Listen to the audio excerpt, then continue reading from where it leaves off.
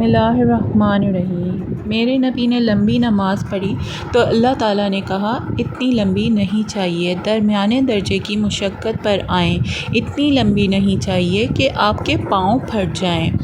پھر آپ نے زیادہ مال خرچ کیا تو اللہ نے منع کر دیا کہ زیادہ مال خرچ نہ کریں، کچھ مال بچا کر رکھیں۔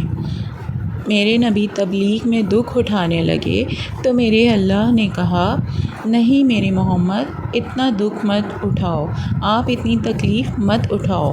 پھر میرے رب نے کہا قم اللیل الا قلیلا نصفہ او انقص منہ قلیلا، جاگو بھی، سو بھی اور آرام بھی کرو۔